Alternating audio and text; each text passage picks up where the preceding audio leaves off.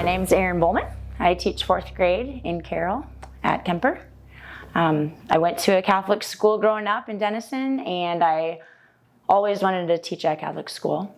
And so I've been teaching at Catholic school for 12 years now. I'm third and fourth grade, and I coach the high school softball team. So I get the 10-year-olds and then the older teenagers.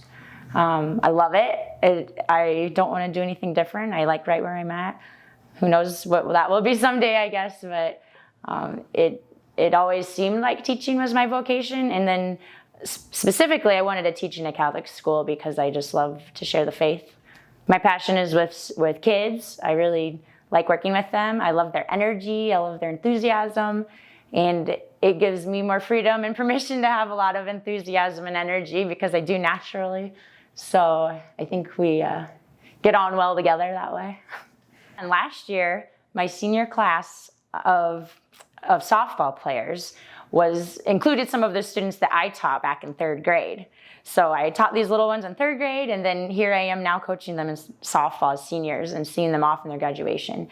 And it's really, it's interesting to see certain of the personality traits that were already so prevalent as a little 9-year-old and how it just bloomed more as an 18-year-old. You know, ways that they changed, ways that they stayed the same, ways that maybe they didn't used to be so confident, and now I see how much they've grown into their talents and they're more confident in them later. It's really fun. My older sister wrote me a note once, and I still have it hanging on my fridge, and it's something to the effect of, it's not the number of seeds in an apple, it's the number of apples in a seed. And I really love that. She's a poet, and it just in such a beautiful way illustrates to me that young children have so much unlimited potential that you can't even fathom yet. You just start to get little glimpses. What I love about teaching is I feel like I have the very important vocation of helping them start to recognize some of those gifts and some of those potentials, or at least open their eyes to what's out there and what they could pursue. And I might not see a lot of it yet flourishing just in that 1 year of schooling, but then by the time I'm watching them graduate high school, or I'm coaching with one of my former softball players and she's coaching with me as an adult, a fellow adult, and it's just really neat to see how all those little seeds planted way back then starts to they continue to be nurtured, and then they blossom and they keep blossoming. I know I'm a product of that.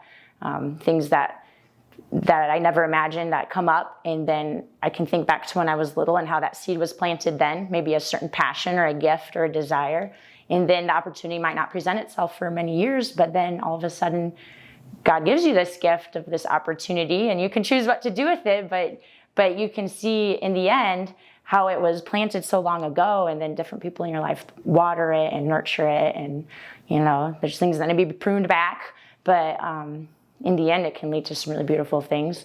I like helping kids find what they're good at or what they're interested in.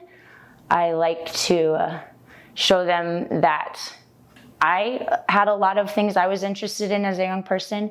I always wanted to be a detective, but yet I wanted to be an author, but yet I wanted to be a teacher, but yet I wanted to be a religious sister. And that's what I said in fourth grade on my what I want to be when I grow up. So now I ask the fourth graders, what do you want to be when you grow up? And then I tell them about how all 4 of those things that I wanted to be, how God has kind of merged them into what I am now. And kind of my favorite part of each of those comes together in who I am. Like, I'm a teacher, that's the easy answer.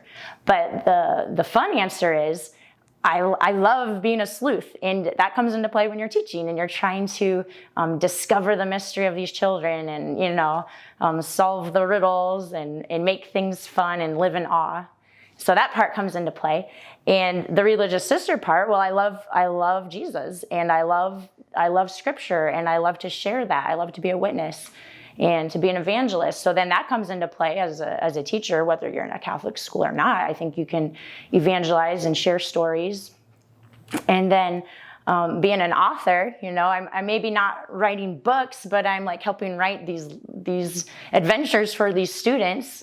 And just all of those merge together in what I am and my vocation as a teacher. And so it's fun to share with kids, well, this is my life, and this is what it's become for me, and it's a beautiful, fun thing, and hopefully by my joy, they can see that that's desirable, and that they can have that too if they pursue the things that they're interested in. And, you know, give it over to God and see what happens, because He's gonna help you co-write your own story. He's gonna give you the freedom, but He's got some definite talents He already gave you that can help you along the way if you just tune in.